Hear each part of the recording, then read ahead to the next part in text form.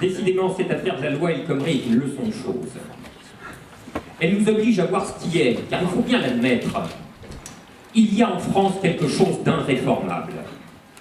Ce qui est inréformable en France, c'est son oligarchie. Et comme j'ai parlé de leçon de choses, il va falloir procéder avec méthode. Je me propose donc de montrer que cette oligarchie est archaïque, fanatique, antidémocratique et pour finir violente. Qu'elle soit archaïque, la chose est attestée, quoique sur le mode du symptôme, par le fait même que cette oligarchie n'a que le mot moderne à la bouche. Moderne, c'est par excellence le mot de sa dénégation, le mot de sa mauvaise conscience rétrograde. Les journalistes papillonnent énamourés autour d'Emmanuel Macron et répètent avec lui qu'il ne faut pas être archéo-keynésien. Mais ils sont tous paléolibéraux.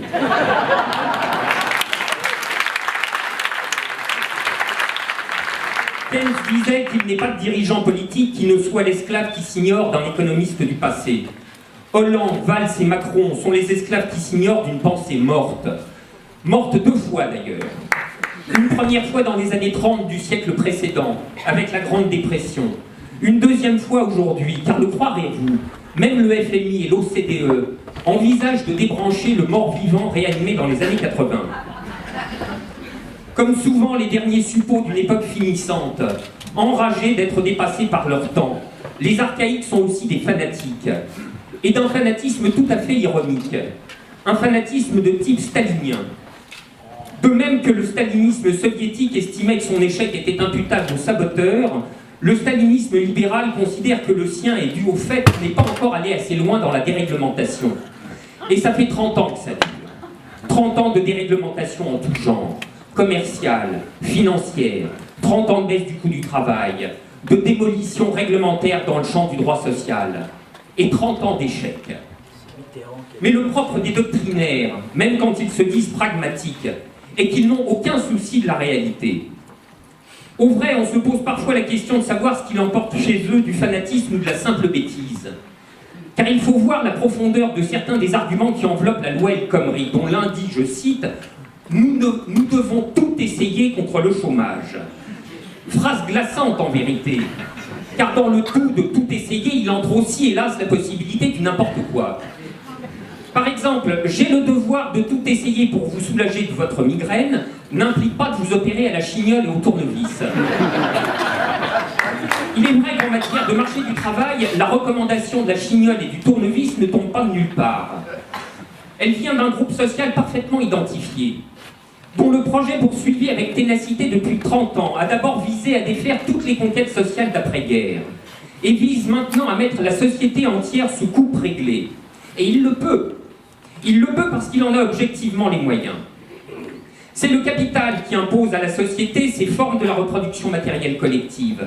C'est lui qui impose ses conditions, qui fera la grève de l'investissement, qui délocalisera, qui déménagera ses sièges sociaux, qui rejoindra les paradis fiscaux, avec une bonne conscience offusquée d'ailleurs, si on ne lui accorde pas tout ce qu'il veut. Mais comment qualifier ce rapport du capital à la société autrement que comme prise d'otage? Une prise d'otage géante, à l'échelle de nations entières. Une prise d'otage qui rend pitoyable la clique éditorialiste à laquelle on n'en fera jamais voir d'autres que celle des cheminots et des éboueurs. Le capital prend en otage la société entière. Il prend aussi en otage les vies individuelles, séparément. C'est lui qui détermine pour chacun, souverainement, et d'après sa seule logique, la possibilité du salaire, la forme de l'emploi, l'intensité de la sujétion, et le niveau de la menace, le niveau de la peur. Car voilà comment on mobilise le travail à l'époque néolibérale, par la peur. Et voilà pourquoi il faut impérativement démanteler ce qu'il reste de protection au salariat pour que le silence règne et que le pouvoir patronal souverain puisse s'exercer sans entrave. Un paradoxe offert à la sagacité des historiens du futur veut qu'un approfondissement sans précédent de ce monde ait été accompli par la chose qu'un mélange d'inertie intellectuelle, de paresse journalistique et de collusion idéologique persiste à nommer la gauche socialiste, ou parfois la social-démocratie. Il apparaît plutôt que ces sociodémocrates, qui n'ont plus rien ni de sociaux ni de démocrates, ont résolu de faire la politique du petit nombre contre le grand. Ils ne s'en cachent même plus d'ailleurs. Même le débat parlementaire avec une majorité godillot, c'est encore trop. Heureusement, le 49.3 est là pour faire ce qu'on veut. Contre le Parlement d'abord, mais surtout contre la population, qui aura exprimé par tous les moyens son refus de cette loi. Et ils se disent démocrates. En réalité, ces gens-là osent tout. Plus rien ne les arrête. On n'aurait pas cru possible qu'un ministre socialiste explique à un chômeur que s'il veut un costard, il n'a qu'à travailler. On n'aurait pas cru davantage possible que le même ose récupérer la commémoration philatélique du Front populaire, lui qui en est la négation en personne.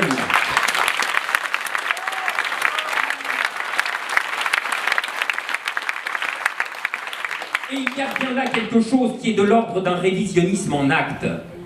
Monsieur Macron, inconscient de ses propres violences, violences économiques et violences symboliques, Monsieur Macron hurle à l'intolérable violence parce qu'il prend un œuf sur son costard.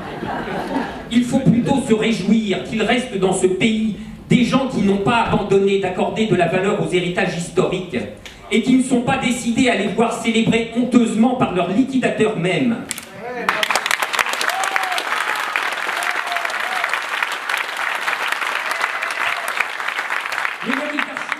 Vivre dans un monde où tout est inversé, où l'archaïque est moderne, le fanatisme doctrinaire pragmatique, la dictature du petit nombre démocratique, et bien sûr la violence du seul côté de ceux qui ne veulent pas de ce monde. La vérité, c'est que la violence, c'est la leur. Les gens ont une préférence pour la tranquillité. Ils prennent la rue et occupent les places quand plus aucune solution politique ne leur est offerte.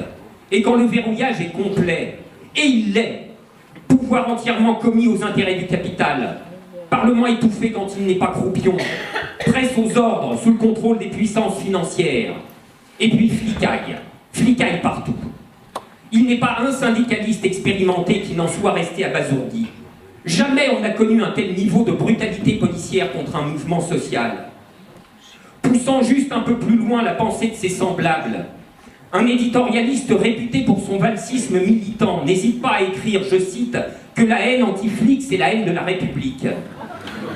Si vraiment on tient à entrer dans ce registre, on pourrait plutôt lui faire observer que les violences policières sont des violences faites à la République. Et de même,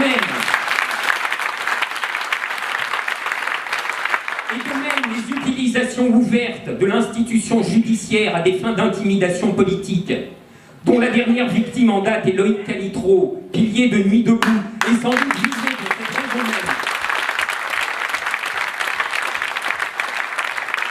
Il est vrai que Nuit debout semble leur avoir fait très peur, comme font très peur au pouvoir claquemuré tous les mouvements de rébellion contre la dépossession politique, tous les mouvements de protestation contre la démocratie potemkine, en l'occurrence contre la dictature à bas bruit du néolibéralisme.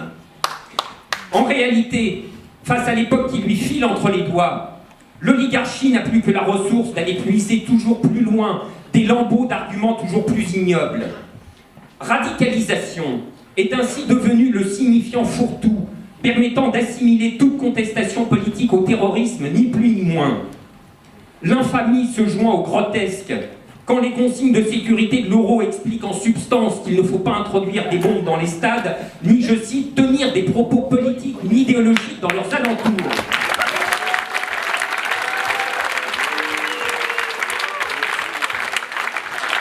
Un personnage à l'intelligence et à la distinction aussi étincelante que Jean-Marie Le Guen n'hésite pas à expliquer que Cécile Duflot est, je cite encore, en voie de radicalisation, c'est-à-dire sans doute en partance pour la Syrie.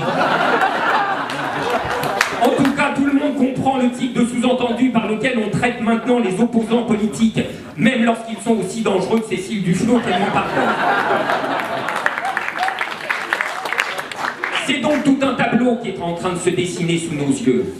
Le tableau d'une panique, le tableau d'une époque finissante et d'une oligarchie qui sent qu'elle va finir avec elle. Ce pouvoir a peur, un pouvoir qui laisse ainsi sa police cogner sans mesure et sa justice poursuivre sans justice, qui n'a plus à sa disposition que l'assimilation de toute opposition au terrorisme et que le chantage électoral au FN, par parenthèse une autre vraie prise d'otage. Un tel pouvoir est un pouvoir apeuré. Comme tous les pouvoirs qui se savent devenus illégitimes, il croit s'en tirer en intensifiant la brutalité du verrouillage. Mais à force de serrer des écrous, il va finir par les fissurer, et puis par les casser pour de bon. Devenu organiquement asservi au capital dont il a épousé tous les désirs, et n'ayant plus d'autre solution, comme l'ont prouvé l'état d'urgence et la déchéance nationale, que la fuite en avant, ces gens ne s'arrêteront plus nulle part. Ils ne s'arrêteront nulle part, sauf si nous les arrêtons.